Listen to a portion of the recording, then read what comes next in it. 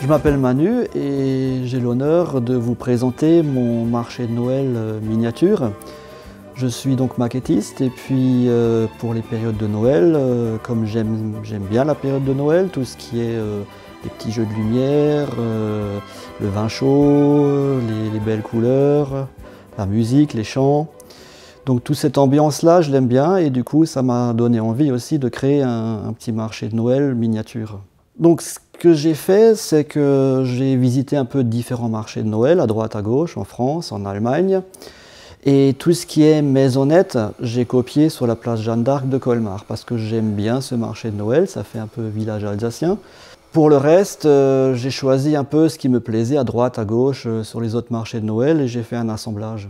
Il y a par exemple la pyramide de Noël, qui est une pyramide géante de 13 mètres, qui fait à la base vente de vin chaud, de saucisses, qu'on ne trouve pas en France, qu'on voit beaucoup en Allemagne. Et je trouve ça magnifique. Donc ça m'a donné envie de l'intégrer dans mon marché de Noël. Il y a également la patinoire, et la crèche, et puis la grande roue, différentes choses. Donc quand quelque chose me plaît sur place, je prends des mesures, je prends surtout beaucoup de photos. Je calcule ça à l'échelle 1/22e et je le crée donc avec du bois balsa, du carton, du papier. Quand je fais une petite maisonnette, finalement c'est très simple à faire. C'est les 4 murs, le toit, c'est très rapide. Ce qui prend beaucoup plus de temps, c'est l'intérieur, c'est-à-dire toute la vente de marchandises. Donc là, souvent, il faut courir à droite, à gauche pour trouver des petits objets, des petits gadgets pour décorer le tout. Donc le tout fonctionne, la grande roue tourne, le carrousel tourne avec la musique, les patineurs patinent.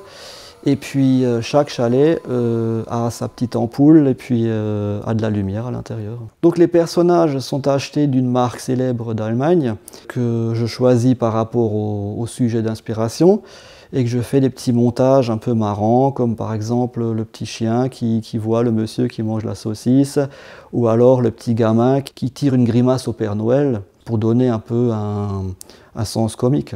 Je pense que je vais l'agrandir encore parce que c'est vrai qu'au niveau des chalets, au niveau des ventes, il n'y a pas tout, il y a beaucoup plus. Mais chaque période de Noël, ça m'arrive d'avoir une nouvelle idée, un nouveau chalet, et puis de le faire.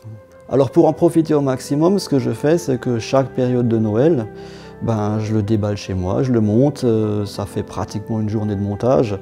Et puis, à défaut d'avoir un sapin et d'autres décors chez moi, j'ai un beau petit marché de Noël.